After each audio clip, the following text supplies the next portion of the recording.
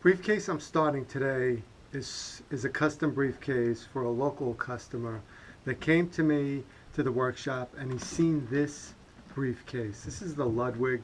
It's got the Italian combination lock in palladium and English bridle leather, but in a navy blue. He wanted something like this, but a bit more modified than this. This has the thinner English bridle. I wouldn't say that thin. It's still relatively thick, but it's normal, I would say. It's not as thick as some of the briefcases that I have that I have posted that say it's thick English bridle, and that stuff is really thick. And that stuff is this stuff because he wanted something really authentic and nice and thick. So I got an English bridle leather, and I got pretty much the thickness that I can possibly hand stitch this with. Any thicker than this just becomes unruly, and it's hard to work with, but it's definitely thicker than this. If you can see and tell, the thickness is slightly thicker. It's a little bit heavier. The inside is finished really nice. A lot of times when customers get this thickness English bridle, we don't bother lining it because the lining is just, it's so it's smooth, it's tight. They press this down at the tannery. They dye it. They make it look really nice, I think. So most of the time I don't line these briefcases, but this customer wants to line it, and we're going to line it in a Pugna vegetable tan. I don't have it with me. In a following videos I'll bring it in, but I just wanted to show you what I'm going to be making today. Basically a 2 gusset full-size briefcase, nice handle on top. This briefcase is also going to have the D-rings on the top here for a shoulder strap. I'm going to be making that, and the color is obviously going to be in this Havana dark chocolate brown. It's also going to have a newspaper pocket on the back. It's also going to have a middle divider and another slip-in pocket. I don't have that cut yet, but I just want to show you. And here's the front panel. Here's the lock. These locks are great, high-end, one of the best locks in the world that you can find. The manufacturer that makes these locks for me in Italy are one of the best in the world. It's heavy duty. It's made out of solid brass components with a palladium coat. Usually when you see locks like this, they'll just coat it in nickel. And nickel is an inferior coating to palladium, of course. But usually they stop there on the inside. If you were to see the inside, even the back plate inside, they'll just leave it raw. But with this lock, they coat not only the outside, the components, they coat the back plate, and if I was to open it up, they even coat the individual parts, the levers that move this lock. So it's a really nice lock, and it'll last for a good time. So here's the hasp. Here's the key. This is a combination lock, and it opens as a clock combination. You would set it to whatever clock you want. Excuse me. Like this is for the big hand, and you would set it to 12 o'clock or 12:54. This one, the big one, is for the minutes, and the small one is for the hours. So you could check out more on this lock on my website. I really go into detail on there. But it'll also come with a card, an explanation card, and it'll also tell you how to use it, how to set it, how to unlock it, and all that. It's a great lock. This lock is going to have a little key holder like this, a little snap-on. I'll have we'll stitch this something like that so it can just hang from the handlebar. Alright, so I want to begin this briefcase. I'm excited. I like the color. I like the style. It's a new style for me. It's a play off of this one, but we'll see how it goes, especially with the lining. When I line these briefcases, I got to take this smooth lining off, so I'll sand this down to its raw form so I can glue the lining on, and I'll stitch it, and then we'll take it from there. I just finished all the chisel holes, punching out all the chisel holes on most of the main sections, like this back panel. We always punch out the holes beforehand, because when we stitch, we're not pushing into the leather, we're we're punching the holes and just sewing them correctly. So there's a lot of alignment that's done when you do this. You're not just punching out holes. You got to know which hole corresponds to which piece that's being stitched to. Finished up with all the small parts, aligning the handle, putting up the front hasp on this, getting everything ready for the major parts. I just got one more delicate part I got to do, and that is put this combination lock on.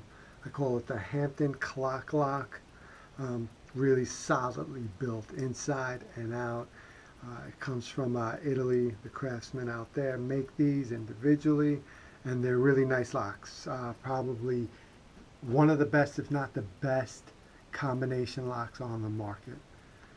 You can read a whole lot more about this and how it works on other videos and on my website. But today I'm placing this on the front flap, which is ready to go. It's going to sit somewhere like this. I need to align it, dig it out, and install it, screw it in. But before that, I wanted to show you, also I wanted to tell you that I'm I'd say about 15, 16, 17 hours of labor into this briefcase. I usually spread it out throughout multiple days. Today's day 2, and yeah, I'm just about done. I got maybe another 10 hours to go. It's the stitching that'll really take it really slow.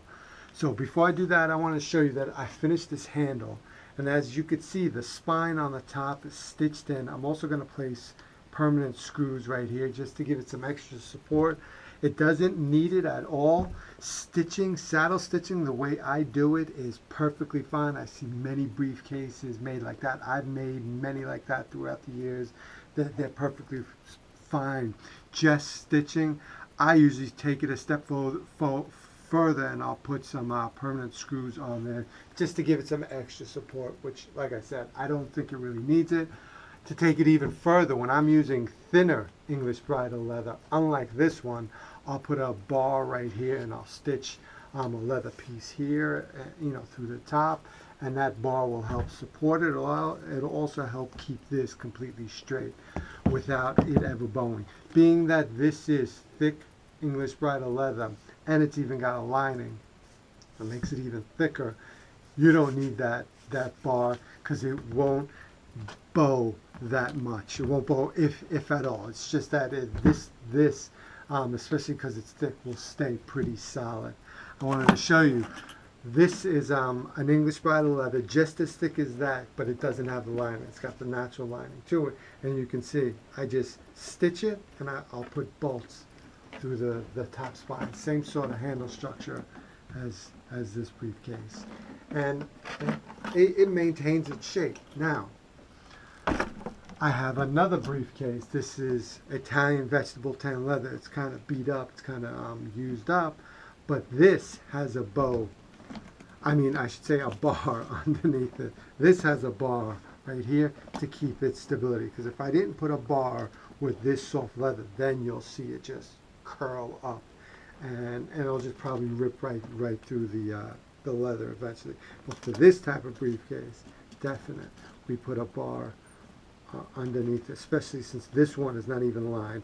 Maybe if it was lined, but even the lined ones, I'll put a bar underneath. It depends, and you can see it keeps it nice and straight, and this thing's not going anywhere. So I just wanted to show you what I was doing with the handle on this briefcase. I think it came out really nice and clean. Bottom cross stitch, just looks beautiful. I love the way this comes out. So today I'm going to line up this lock to the bottom. It's really tricky. This part, let me get my ruler. This part is really, this is where it gets really delicate, just because if you mess this up, you're gonna, I would have to redo the whole front plate, and just getting it aligned perfectly, and even trying to align it while it's still flat. If I do any small thing wrong, if I don't know what I'm doing, obviously, when the bag gets formed, you know, I'll see it right here. It might look lined up, but when the bag gets formed, it won't close correctly, or the handle will be too far back or too far forward. So it's really delicate stuff. Usually I'll do this when it's quiet, when I'm not around. With briefcases like this, the ones that I'm videotaping, I don't like to work with I don't like to train anyone or even get my helpers down here.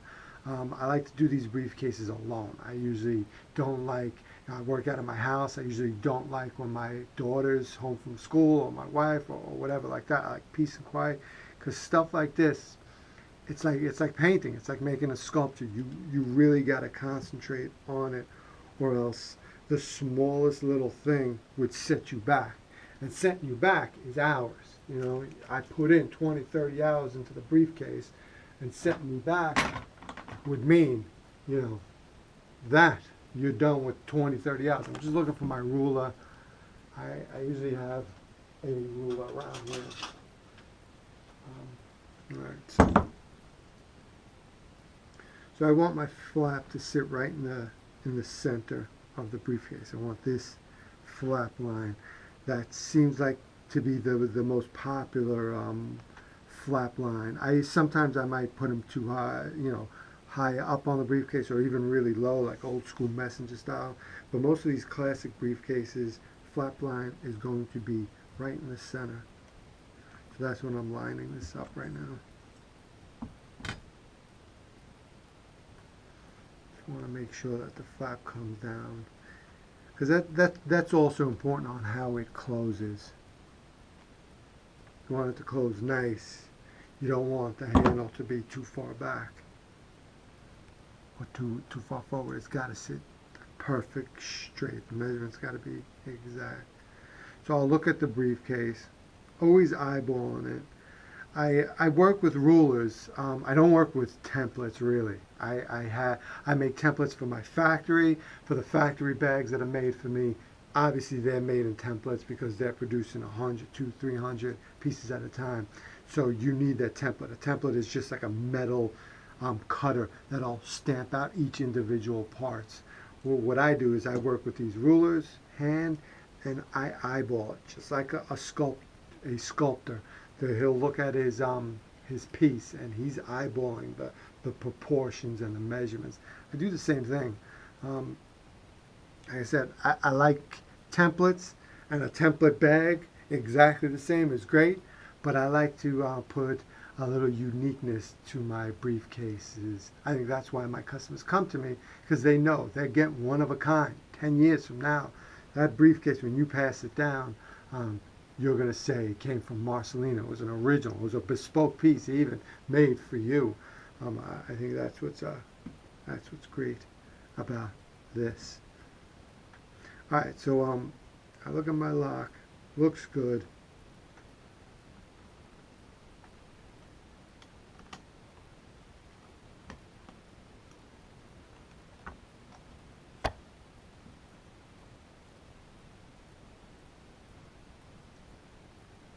I'm just pressing an indentation so I know where to cut. This leather is so thick that,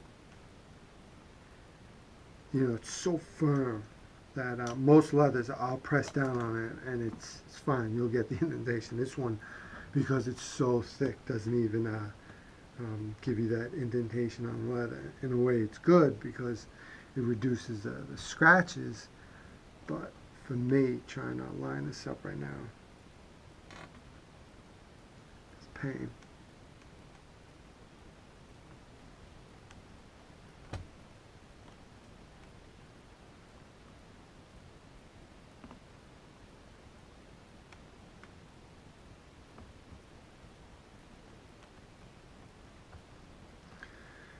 All right, actually, I'm gonna take a break from this because I was working on the handle.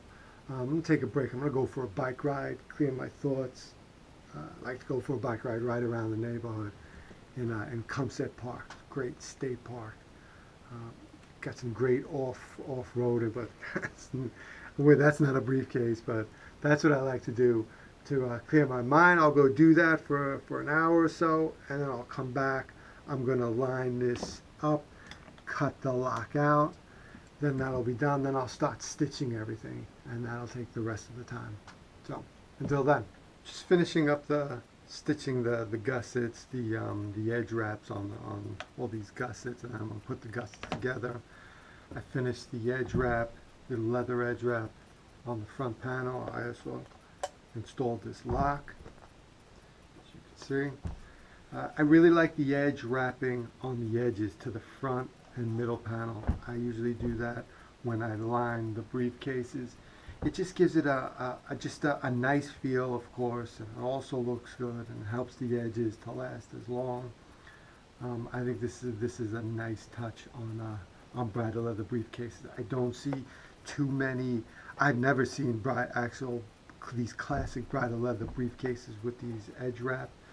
Usually we paint them, and we'll put the gloss over the edges like I do on the outside of the briefcases, and including this one. But just the inside, I'll wrap the edges with leather. It just looks nice, feels nice, helps to last long, and it's just nice. So that's what I'm doing now.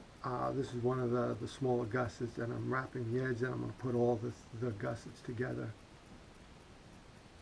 I also did the pocket on the middle divider. This customer just wanted one single pocket right here. I made it out of the same leather, the Prugna leather that the lining is made out of. Actually, this one's not lined because, as you'll see later on, another slip pocket is actually going to be the middle divider. So when you open up the briefcase, you'll be opening up like this, and this will be stitched with an opening right here, so you could put like a device or whatever right in the center. So that's where I'm at with everything. Today's a new day. I should be finishing up all the stitching today, and then I'll just be painting tomorrow, and definitely finish everything up in the following day.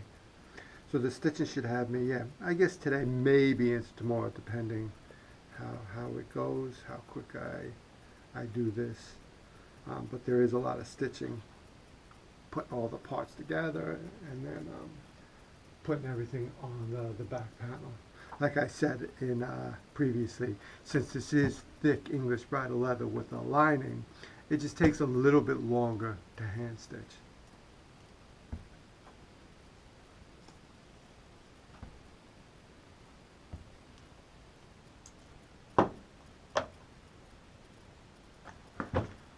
Finishing up the middle divider, I put the gussets on the middle section. Normally I do even gussets. Usually I'll do an even 2-inch gusset with another 2-inch gusset. You know, we call gussets the sections, right? Normally I'll do a 2-inch gusset like this one is, and then another 2-inch gusset.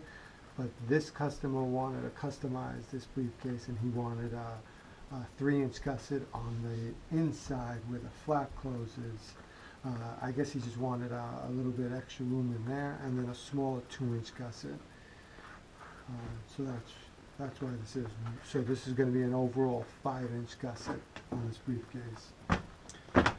This is one of the hardest things to stitch, just because you have so many pieces of leather, as you could see. See how thick that is. That is very difficult. You have, you know, especially over here, in the middle it's going to have, so this is the middle gusset. You got a pocket, you open up, and in here you're going to have like a tight newspaper slip pocket. You could put an iPad or anything, or some sort of device. It's going to be tight against this, almost like the lining, but it's not going to be lined. It's just stitched along the edge, and you're going to have this opening so you can put things in it. That makes it to be a lot of leather. You have the gusset leather, which is lined. So that's like 2 pieces of leather right here. Then you got the middle divider, which is not lined, which is good. I didn't line it because you had this slip pocket, which sort of like lining, but this is a little bit extra thicker than normal lining.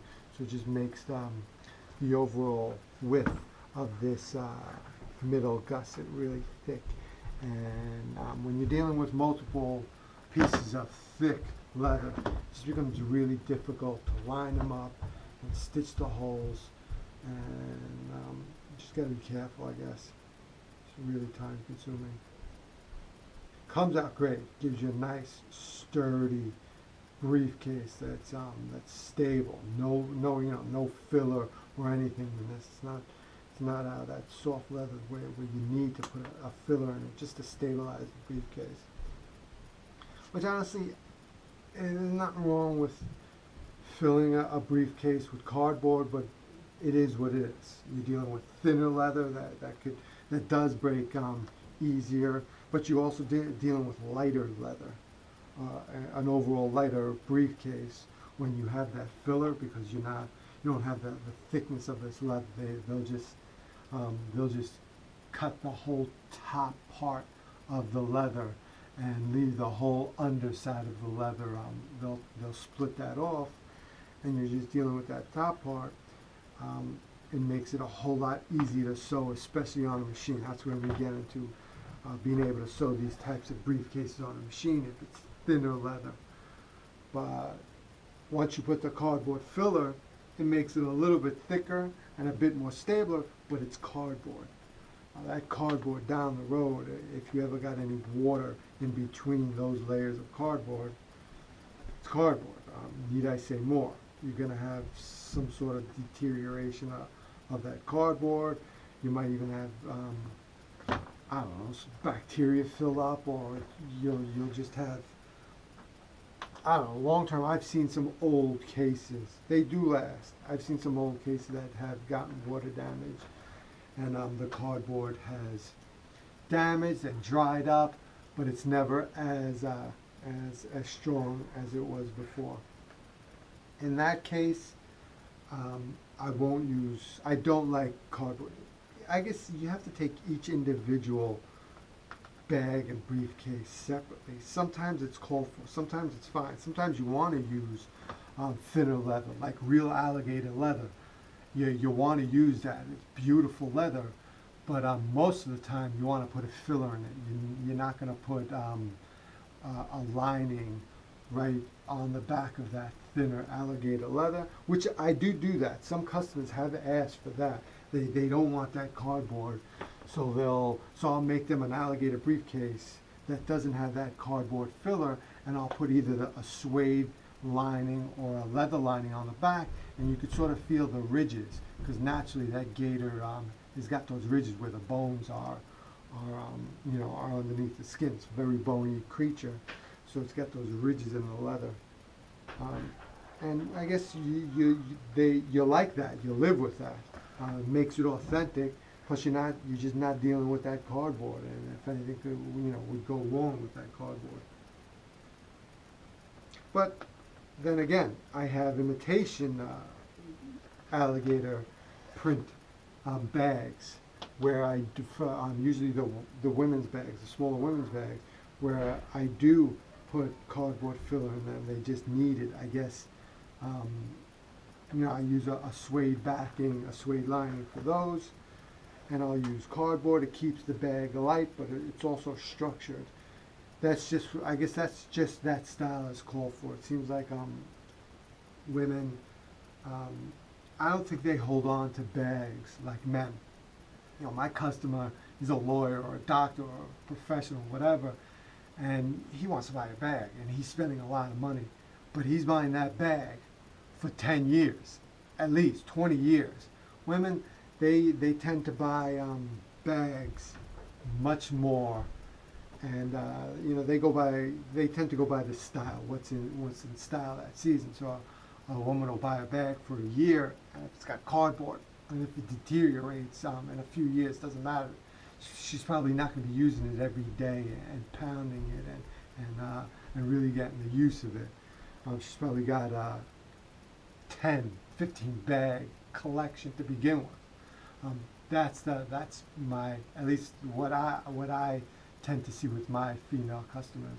But my male customers, they're buying one briefcase, two briefcases, maybe three, maybe tops.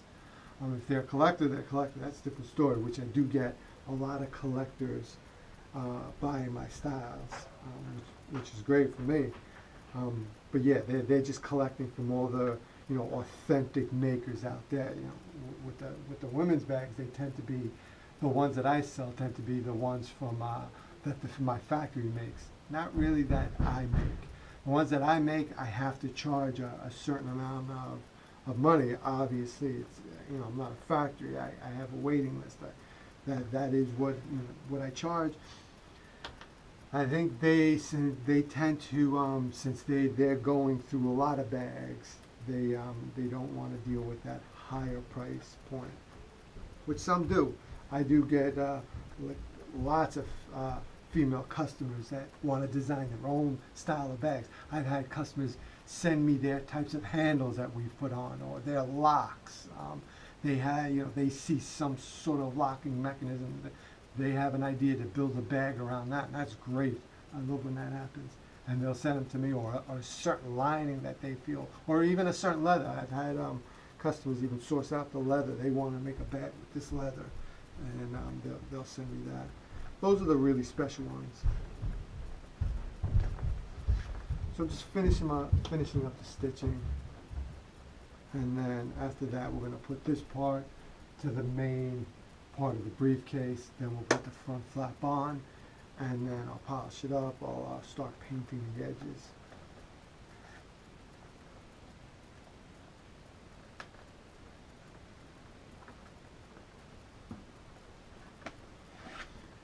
As you can see, like I said, this is a slow process. It's normally not this slow. I am pretty quick with hand stitching. I've been doing it for so many years. I zip through it. Not as fast as a machine, but I'm pretty good and I'm pretty quick with it. But you're dealing with this thick leather and multiple layers of this leather. Oh, forget it. Well, you see, I'm one hole at a time.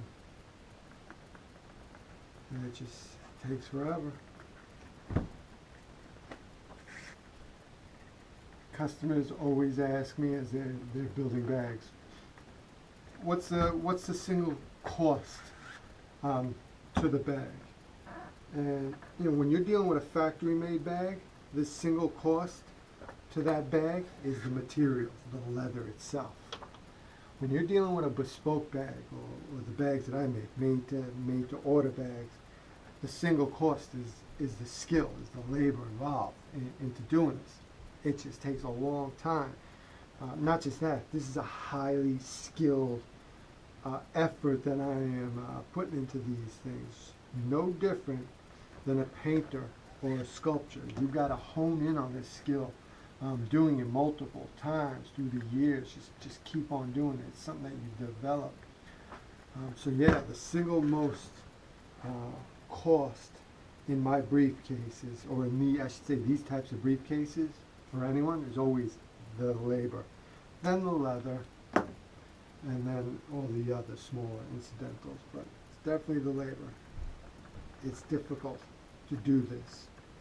They don't train people in school. I have students from FIT coming to me to learn how to make bags like this, or asking me. A lot of times I get people to ask me.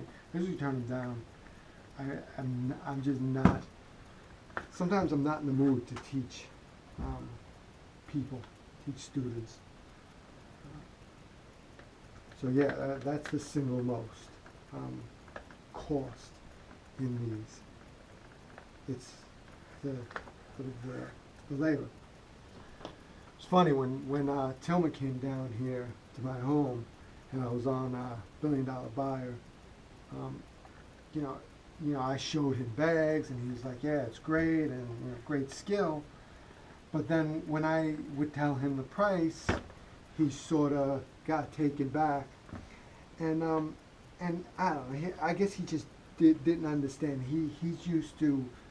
It seems like he deals with a lot of mass-produced items, and that's understood. He's got a million restaurants and 1 million items that are sold in those restaurants and hotels. he's dealing with mass-produced stuff.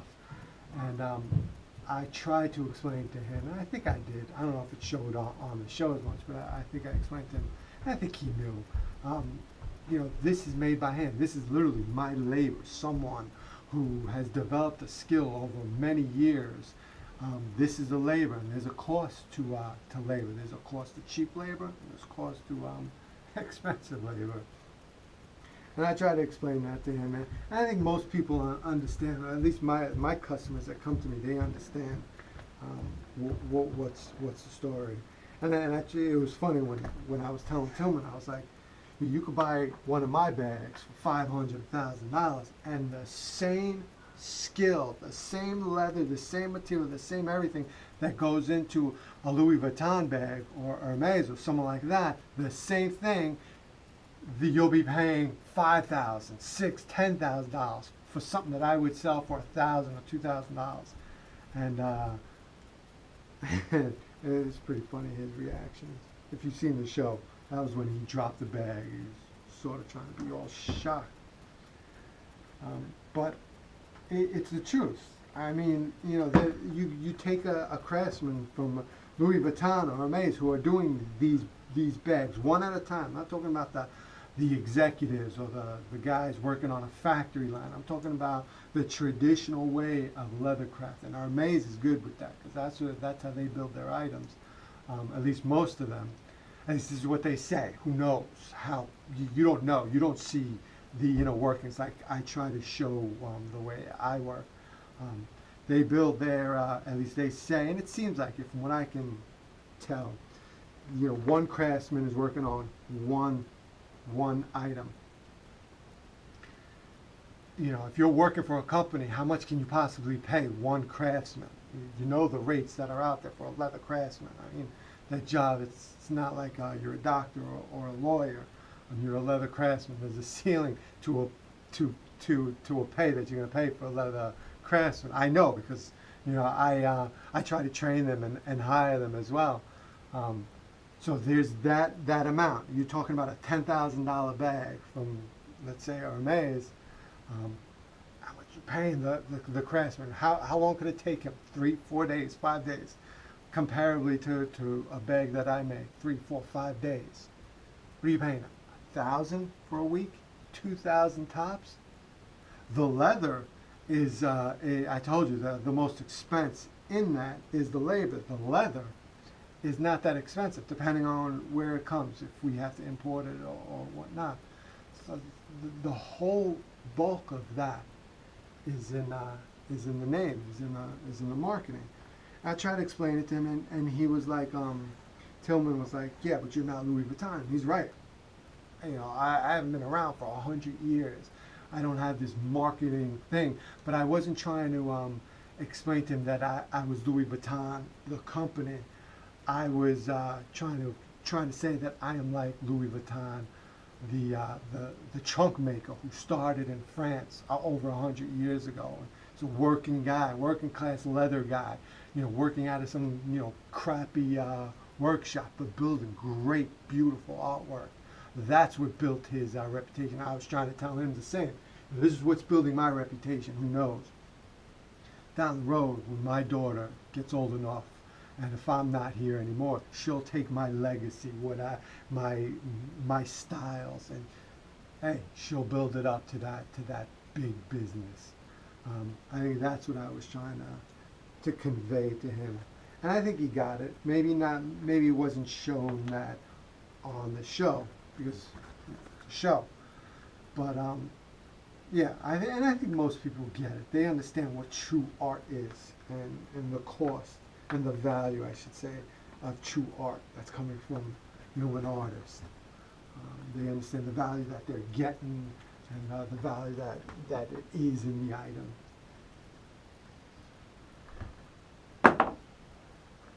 I could go on speaking about art forever. It's one of my favorite subjects. Just, what is art? How do you value art? Are you an artist? Well, when are you that artist? Is it when you get paid? Is it when you get paid a certain amount? can you be a real artist if you're not getting paid for your artwork? I've struggled with those questions for a long time. Are you even an artist when you do start to get paid? Because some people will say, you know, once you start to commercialize your art form, you lose that artistic edge. You're no longer creating art. Is something that has a utilitarian value, like a briefcase, a bag. Could that be art? I think it can be. I think that is the ultimate form of art. Not something that you just place on a wall and admire, and that's great as well. But something that you could use, like a song. That's got a utilitarian value because it moves people. It moves people to war. It moves people to love. Same thing with a bag. You know, it's artistic, and the person is using it and putting his values, his characteristics in that. So I create it, and the creation process isn't done. The customer or the client, whoever gets it, they're now creating it and adding more value to that, and then passing it down or whatever, or putting it on a shelf and admiring it, whatever, however they're going to use that. I think those are questions I've always wrestled with, and ideas. Who knows? Who knows what the answers are? I know I love what I do. I know, you know, I create art. I create the greatest expression of my ability now in my entire life. This is the greatest artwork I've ever created. And since a young boy, I've always created. I've always been involved in some sort of creating art, whether it's music or poetry or writing or whatever.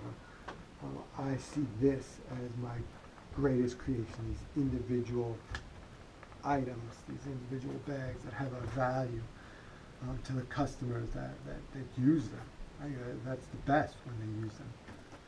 Just finishing up putting the front panel to this briefcase. Came out really, really nice. I like the extended 1-inch that I put on this. And, you know, normal briefcase widths are 4 inches, but we put 3-inch gusset here and a 2-inch here. Normally it's 2 and 2. We did an overall 5-inch width. Came out really nice with the Pruvna veg tan lining. Really nice. I mean, it's thick. It's a solid briefcase. Got some weight to it. It's got some structure, and this thing will last forever. If you like to deal, if you don't mind dealing with a little bit extra weight than normal, then the thick English bridal leather with the lining is the way to go. Because you know these things, they'll stay structured and they'll just last forever. As you can see, I put the I wrapped the edges on the inside and the gusset on the inside, so it looks really nice, feels really good when you're always in and out. On the outside, I just painted. Once I paint this briefcase and I put that edge coat on it, it's gonna just transform it. I think that's what really makes a briefcase refined. I mean, right now you have the open edges. You know, I get asked if I could, if they, you know, if a customer could just leave the edges open. I always say, if you have a lined briefcase, if it's English bridal and it's lined, I say it's better to coat it. Burnishing English bridal leather, because it's so dry, normally doesn't look good in my opinion. You're still going to get that rough edge. But if this was veg tan leather, and even a lined veg tan leather bag, to burnish the two pieces of leather together, the outer and the inner, to burnish them together, would almost you'll get this fuse. Just because the Italian veg tan leather has, it's not as dry as this. There's more oils and waxes in it. So when you're rubbing to burnishing it, you're getting the two pieces fusing together. With English bridal leather, I would suggest, if they wanted to keep edges open, to burnish it if it didn't have a lining. Like I said, it's drier, and the burnishing will make that smooth. Once you put the lining and you have these pieces of leather, as you can see, there's different colors because of the lining. Even if you were to burnish it, you'll still be able to see the different colors, and it doesn't look, it's not that it looks rustic, it just doesn't look good in my opinion. So you'll see it. Once I put that edge coat, you won't see the different colors. It'll be a nice black edge. Really just makes the briefcase pop. So yeah, you go different ways. Can you dye the edges? Sure, we could dye these edges even with the lining, but the dye, you'll still see the creases of the inside of the leather. If I burnish it by hand or even on the machine, it still will never get really smooth, just because, like I said, it's dry leather. But I see lots of high-end briefcases that just do that. They'll just dye the edges, burnish it, dye it, and it's fine. You'll still see these crevers, but it's still, it's a natural look. It's not like it's open. It'll still be black. And I have bags, briefcases online. I think I have a couple that are bridal leather dyed with dyed edges. I mean, the majority of briefcases you see that are made with the English bridal leather have that that coat. The coat, it's a high-end coat, specifically, it's a high-end coat paint specifically made for veg tan leather. It binds to the leather. It's also very flexible, heat resistant.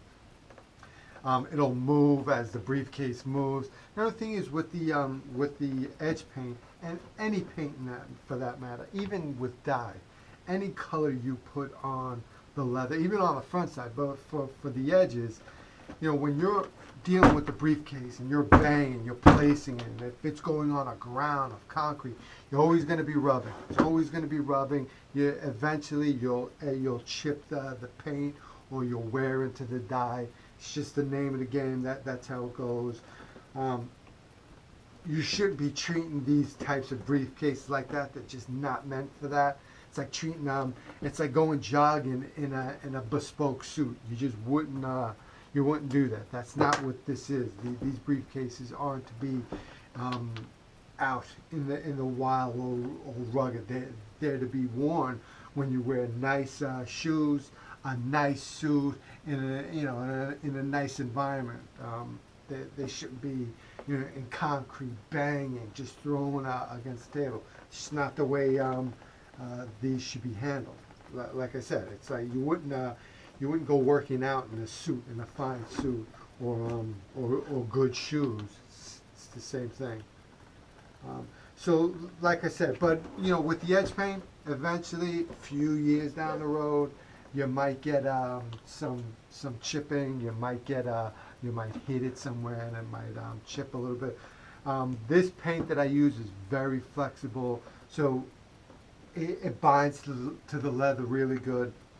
But like all paint, it might wear off eventually. You can easily go on Amazon or eBay and get a little container of leather edge paint.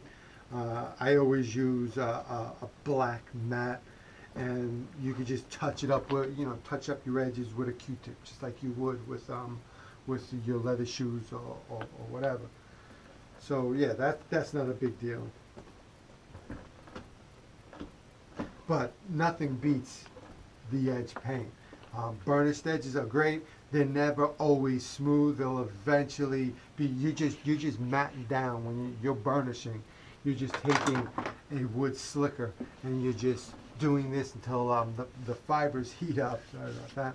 So the fibers heat up, and they'll melt. But eventually the fibers break up and they start to come off. Sure, you can burnish the edges again, but with the edge paint, you're always going to get that nice smooth finish. When you feel the edges.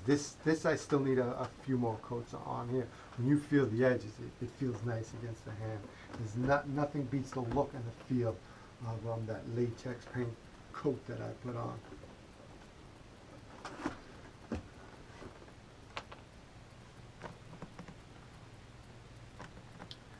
finally finished this briefcase. Put the edge on, nice polished edges, black. I think it came out incredible, beautiful, dark chocolate brown Havana. Just a nice briefcase. Fits great in the hand. Shoulder strap rings on the top. It's got a newspaper box pocket in the back. It's got this square combination lock in palladium.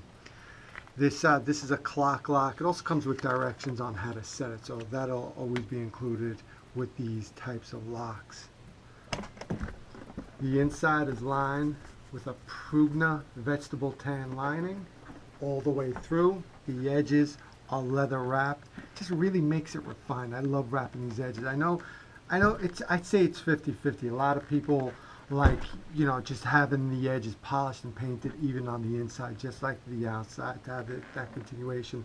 But I prefer to wrap the edges. Just feels good. It's just better wear on these edges inside, just because you're always in and out of the briefcase. You're always getting stuff.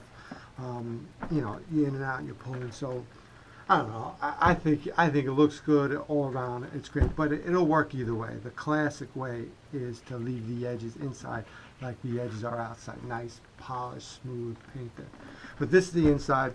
This is a custom briefcase for a customer. I put a small mobile pocket on the front middle panel. I also put this slip pocket on the middle divider. It's great for anything flat, like an iPad or whatever. Like I said, it's fully lined inside, as you can see. This briefcase is a custom width size as well. It's 5 inches. The normal width is 4 inches. Double 2-inch gussets. This one has 3 inches on the back and 2 inches on the front. That's what the customer requested, so that's how we made it. So here's the briefcase. Looks great. And here's a little key holder. This you can dial this with your fingers, or you can use this included key holder that comes out. Most of the time, I think most people just do it with their fingers instead of bothering with that. But if you don't want to bother with that, you can use this key or just your fingers. Comes with a shoulder strap, unlined. I keep the shoulder strap unlined just because I'm dealing with a thick English bridle leather. Like I said previously, this one was requested to be thick, and not only that, we lined the thick leather. This customer wants a briefcase that'll last forever, and I think the thicker you get, the longer it's going to last, just because it's nice, just robust, thick bridle leather. But there is weight to it, so if you can deal with that, it's not that heavy, but there is definitely heavier than normal. Normally, I wouldn't be using this thick English bridle leather. It's maybe 2/3 the size of this, and then especially if I lined it, I usually use even thinner English bridle leather with the lining, and even thinner lining. This customer just wanted a robust briefcase that's going to last, and this is a tank. This will last decades. You can measure the life of this briefcase, just because the inside is vegetable tan lining, and then the outside you got this vegetable tan English bridle leather that's just thick. So here's the briefcase. I love the way it came out. It took, I'd say, hard to judge because I do, through multiple days, maybe 35 hours, 30, 35, something like that. Something like this. I just do it. I usually don't get help, just because they usually get in the way when I do have the help. So if you're my helpers or my apprentices that have trained with me in the past, it's more me. It's hard for me to train someone and work on these briefcases. So this is it. Thanks for watching.